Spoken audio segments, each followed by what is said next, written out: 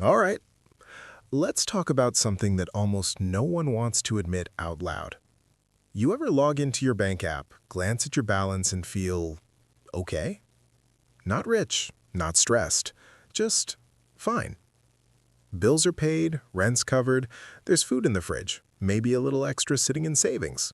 Nothing dramatic, nothing urgent. You're not panicking, so you assume everything's working. And honestly, that feeling is addictive because it's calm, it's quiet. It tells you you're doing all right. But here's the weird part. That exact feeling, that soft sense of stability, might be the thing slowly making you poor. I know that sounds dramatic. It sounds like one of those "everything you know is wrong" headlines. But stick with me.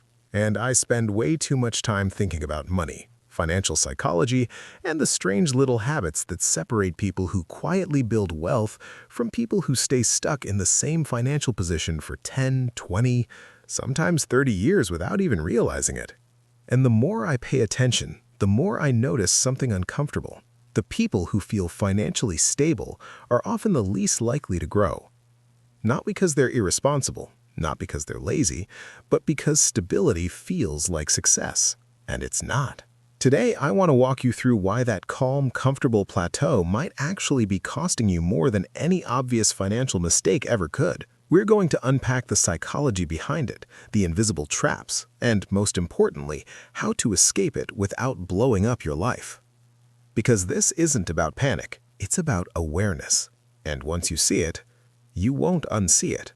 Let's start with something simple. If your income covers your expenses, you feel safe, right? Your brain relaxes. The survival alarm switches off. You're not checking prices obsessively. You're not stressed about overdraft fees.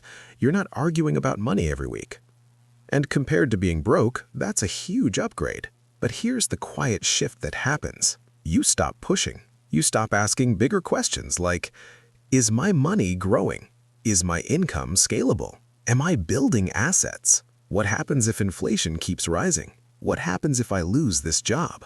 Instead, you focus on maintaining the current state. Stability turns into preservation mode. And preservation mode is dangerous because inflation doesn't preserve anything. Let's say you have $20,000 sitting in a savings account earning almost nothing. You feel stable. That number looks solid. It gives you peace of mind. But if inflation averages 3 to 5% a year, your purchasing power quietly shrinks. You don't see it happen.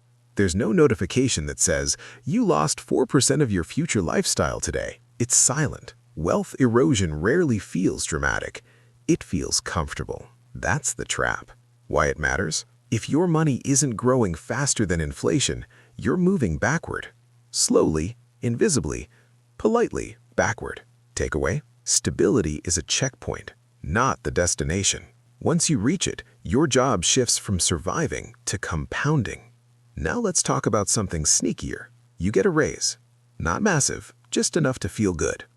Maybe an extra $500 a month. What happens? You upgrade something.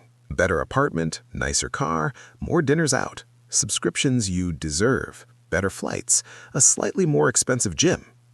Nothing crazy, nothing irresponsible, but that extra income disappears into a new normal. This is lifestyle creep.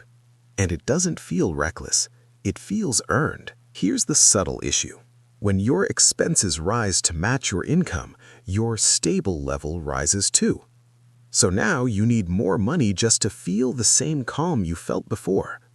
Your stability becomes more expensive.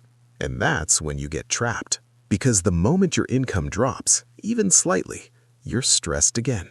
It's like building a house on sand that feels solid until it rains. Why it matters? If your every raise turns into a spending upgrade, your financial position never strengthens. It just inflates.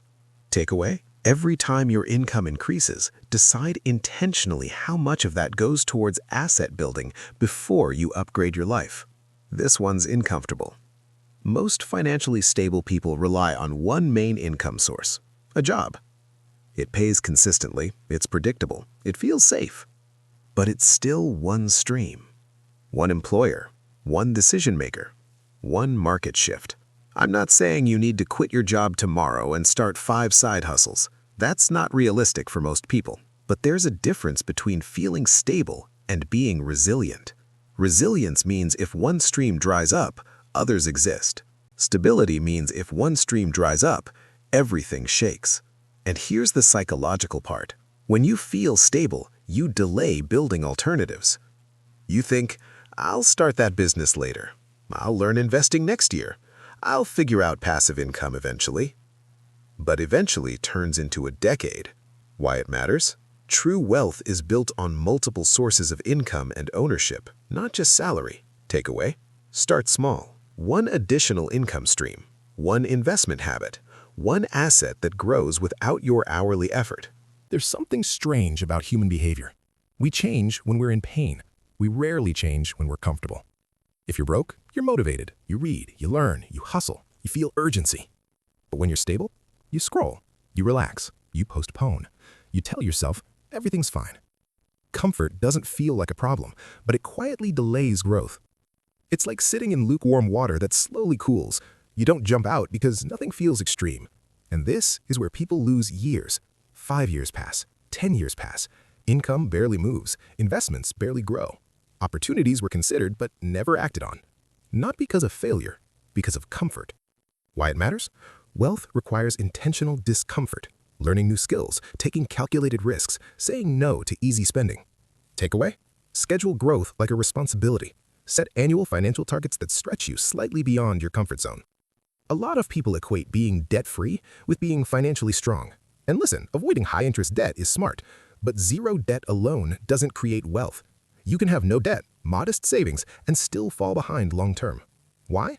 Because wealth isn't about avoiding loss. It's about acquiring, appreciating assets. Assets grow. Cash sitting idle doesn't. Again, this doesn't mean reckless investing. It means understanding that financial stability without growth equals stagnation. And stagnation in an inflation-driven economy equals decline. Why it matters? Playing defense protects you from disaster, but offense builds wealth. Takeaway: pair debt avoidance with intentional asset accumulation. This one's subtle. Sometimes we cling to stability because it protects our identity. I'm responsible. I'm good with money. I'm not struggling. Admitting that stability isn't enough feels like admitting inadequacy. So we avoid looking deeper. We avoid calculating net worth growth. We avoid long-term projections. We avoid asking if we're truly building freedom. Because as long as we feel fine, we don't have to confront bigger questions. But growth starts with honesty. Not harsh self-criticism, just clarity. Why it matters? If you identify with being stable instead of being strategic, you'll defend your current level instead of expanding it. Takeaway: shift your identity from I'm stable to I'm building. Let me ask you something. If you invested $500 a month starting at 25 versus 35, the difference by retirement isn't small. It's massive. Compounding doesn't reward intensity, it rewards time.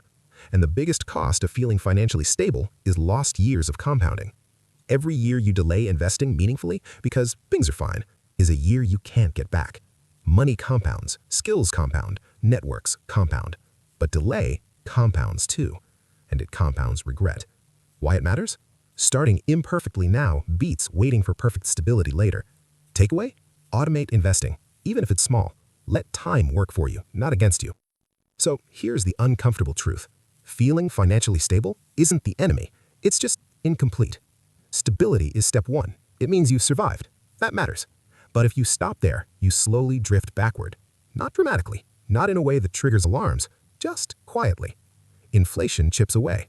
Lifestyle expands. Years pass. Opportunities wait and then disappear. And one day you look up and realize you're still in the same place you were a decade ago, just older. But here's the good news. You don't need to blow up your life. You don't need extreme risk. You just need awareness and intentional action.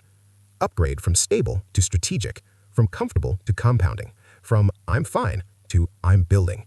Because real financial security isn't about calm bank balances, it's about freedom. Freedom to walk away from bad situations, freedom to take opportunities, freedom to rest without fear. And that freedom doesn't come from feeling stable, it comes from growing. So, ask yourself, honestly, are you stable or are you building? And if you're only stable right now, that's okay. Just don't stop there.